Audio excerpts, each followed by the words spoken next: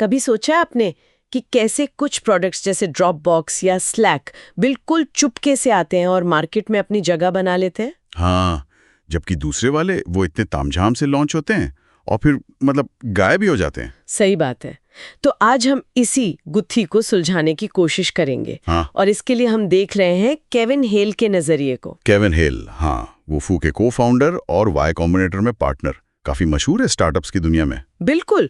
तो आज की हमारी ये जो चर्चा है वो केविन हेल के एक लेक्चर के कुछ हिस्सों पर आधारित है। हाँ, और उनका जो सेंट्रल आइडिया है वो बड़ा दिलचस्प है। वो कहते हैं ऐसे प्रोडक्ट बनाओ जिनसे यूजर्स को प्यार हो जाए, सिर्फ पसंद आना काफी नहीं है। प्यार हो जाए, ये सुनने में थोड़ा अजीब लगता है ना, प्रोडक्ट से प्यार। हाँ, लेकिन उनका मतलब गहरा है। तो आज हम यही समझने की कोशिश करेंगे कि उनका क्या मतलब है और हम इससे क्या सीख सकते हैं। ठीक है, तो पहला सवाल यही आता है कि क्यों, मतलब यूजर्स का प्यार जीतना क्यों जरूरी है? सिर्फ पसंद किया जाना काफी क्यों नहीं है? देखिए, हॉल का तर्क ये है कि पसंद जो है ना वो अक्सर थोड़ी ऊपरी चीज होती है। हो सकता है कोई एक फीचर अच्छा लग गया या बस काम चल रहा है। हाँ। लेकिन प्यार में एक भावनात्मक जुड़ाव होता है, गहरा कनेक्शन। अच्छा। और जिन प्रोडक्ट से लोगों को ये वाला कनेक्शन मतलब प्यार होता है, वो मुश्किल समय में भी उनके साथ टिके रहते हैं, छोटी मोटी दिक्कतें नजरअंदाज कर देते हैं। एक तरह की वफादारी बन जाती है। और शायद यही वफादारी फिर वो वर्ड ऑफ माउथ वाली बात लाती है, मतलब लोग खुद ही दूसरों को बताने लगते हैं। बिल्कुल सही पकड़ा। जब यूजर्स को प्यार होता है ना, तो वो आपके अनऑफिशियल एम्बेसडर बन जाते हैं। वो दोस्तों को बताते हैं, सोशल मीडिया पर बात करते हैं। हाँ, मतलब वो खुद ही मार्केटिंग करने लगते हैं एक तरह से। एग्जैक्टली। और जो नए स्टार्टअप्स होते हैं ना, जिनके पास बड़े मार्केटिंग बजट नहीं होते अक्सर, उनके लिए तो ये यूजर का प्यार ही सबसे बड़ी पूंजी है। वूफू खुद इसका उदाहरण है ना। बिल्कुल। वूफू की कहानी कमाल की है इस मामले में। कोई बड़ा मार्केटिंग बजट नहीं था उनका। वो सिर्फ इसलिए कामयाब हुई क्योंकि उनके शुरुआती यूजर्स को उनसे सच में प्यार हो गया था। जैसे हेल कहते हैं, उनका एक कोट है कि आप प्यार खरीद नहीं सकते। हाँ, आप इसे यूजर्स को खुश करके कमाते हैं। ये बहुत पावरफुल बात है। सही है। तो फिर सवाल ये उठता है कि ये प्यार कमाया कैसे जाए? मतलब कैसे पता चलेगा कि यूजर्स को क्या चीज इतनी अच्छी लगेगी कि उन्हें प्यार हो जाए? हाँ, ये $1 मिलियन सवाल है। तो हेल इस पर बहुत जोर देते हैं कि आपको अपने यूजर से लगातार बात करनी होगी, गहराई से और सीधे। सीधे मतलब जैसे इंटरव्यू वगैरह? हाँ, इंटरव्यू, बातचीत, लेकिन सिर्फ औपचारिक नहीं, मतलब उनसे जुड़ना होगा, उनकी दुनिया को समझना होगा। लेकिन कई बार लोग जो कहते हैं वो करते नहीं है ना? फीडबैक में कुछ कहेंगे, इस्तेमाल करते वक्त कुछ और करेंगे। बिल्कुल सही पॉइंट है। इसीलिए हेल कहते हैं कि सिर्फ ये मत पूछो कि उन्हें क्या चाहिए, बल्कि ये देखो कि वो असल में प्रोडक्ट इस्तेमाल करते वक्त करते क्या हैं, कैसा महसूस करते हैं। अच्छा, निरीक्षण करना मतलब। हाँ, कहाँ उन्हें फ्रस्ट्रेशन हो रही है, कहाँ उनके चेहरे पे हल्की सी मुस्कान आ रही है, कहाँ वो अटक रहे हैं। उनके व्यवहार को समझना ज्यादा जरूरी है। इसी से जुड़ा वो वूफू वाला किस्सा है ना, जब वो हाथ से थैंक यू कार्ड लिखते थे। हाँ, वो कमाल का उदाहरण है। सोचिए, एक ऑनलाइन फॉर्म बनाने वाली कंपनी और वो अपने शुरुआती यूजर्स को हाथ से लिखकर थैंक यू कार्ड भेज रही है। बहुत पर्सनल टच है ये तो। बिल्कुल। और ये दिखाता है कि कैसे ऐसे छोटे मतलब इंसानी स्पर्श कितना बड़ा भावनात्मक असर डाल सकते हैं।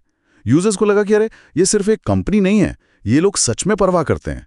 वो सिर्फ ग्राहक नहीं, एक कम्युनिटी का हिस्सा महसूस करने लगे। और इसी से वो लॉयल्टी, वो प्यार और गहरा हुआ होगा। निश्चित रूप से वो उनके डाई हार्ड फैंस बन गए। तो ये जो कार्ड वाली बात है, ये सीधे सीधे डिजाइन और यूजर एक्सपीरियंस के महत्व पर रोशनी डालती है। ये सिर्फ देखने में अच्छा लगने वाली बात नहीं है। नहीं, बिल्कुल नहीं। हेल के लिए तो डिजाइन और यूजर एक्सपीरियंस ही मुख्य अंतर पैदा करते हैं। वो कहते हैं कि खुशी के जो छोटे छोटे पल होते हैं ना प्रोडक्ट में, जैसे कोई उदाहरण? जैसे शायद कोई मजेदार सा एनिमेशन हो, या कोई बहुत ही मददगार टूल टिप ठीक सही वक्त पर आ जाए, या फिर कोई मुश्किल लगने वाला काम एकदम आसान बना दिया गया हो डिजाइन से। अच्छा। तो ये जो छोटी छोटी खुशियां हैं, यही वो भावनात्मक पुल बनाती हैं। हेल का एक और बढ़िया कोट है कि खुशी कोई बाद में सोची जाने वाली चीज नहीं है, ये विकास का इंजन है। विकास का इंजन मतलब ग्रोथ इसी से आती है। उनका मानना है कि जब आप यूजर को खुश करते हैं, उन्हें अच्छा महसूस कराते हैं, तो वो टिके रहते हैं, दूसरों को बताते हैं और इसी से बिजनेस बढ़ता है। इसे प्रोडक्ट डेवलपमेंट के सेंटर में होना चाहिए, ना कि बाद में जोड़ने वाली चीज। तो इसका मतलब हुआ कि ये सिर्फ कुछ एक्स्ट्रा फीचर्स जोड़ने के बारे में नहीं है, ये इस बारे में है कि यूजर का अनुभव कैसा है, वो महसूस कैसा कर रहे हैं। बिल्कुल। और ये फिर सिर्फ डिजाइनर का काम नहीं रह जाता, ये पूरी टीम की सोच बननी चाहिए। टीम की संस्कृति मतलब? हाँ, क्या आपके डेवलपर्स, आपके सपोर्ट स्टाफ, सब लोग सच में यूजर्स की परवाह करते हैं? क्या वो उनकी दिक्कतों को समझते हैं? जैसे वूफू के फाउंडर्स खुद कस्टमर सपोर्ट करते थे सालों तक। हाँ, और सोचिए उसका कितना गहरा असर पड़ा होगा जब आप रोजाना सीधे यूजर्स की तकलीफें, उनकी बातें सुन रहे हैं, तो आप जो भी प्रोडक्ट बनाएंगे, जो भी फैसला लेंगे, उसमें वो समझ झलकेगी। वो अनुभव सीधे प्रोडक्ट को बेहतर बनाता है। सही बात है, वो फीडबैक लूप एकदम डायरेक्ट हो गया। बिल्कुल। तो अगर हम हेल के इस पूरे नजरिए को समेटें तो मुख्य बातें क्या निकल कर आती हैं? मतलब टेक अवे क्या है? मेरे ख्याल से सबसे बड़ा टेक अवे तो यही है कि पसंद पर सेटल मत होइए, प्यार का लक्ष्य रखिए।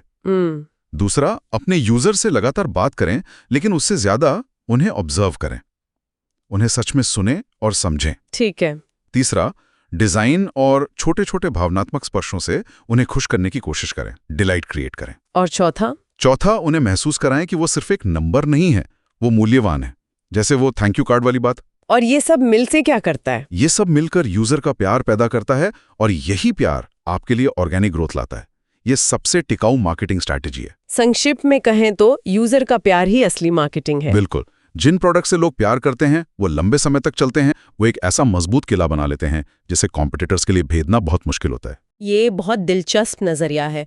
तो सुनने वालों के लिए सोचने वाली बात ये हो सकती है, हाँ, शायद ये कि हम अपनी रोजमर्रा की बातचीत में या किसी सर्विस या प्रोडक्ट को इस्तेमाल करते हुए ऐसे कौन से छोटे या बड़े बदलाव सोच सकते हैं जिनसे किसी के अनुभव में थोड़ी सी खुशी जुड़ जाए और वो जरूरी यूजर वाला प्यार बनाने में मदद मिले। हाँ बिल्कुल।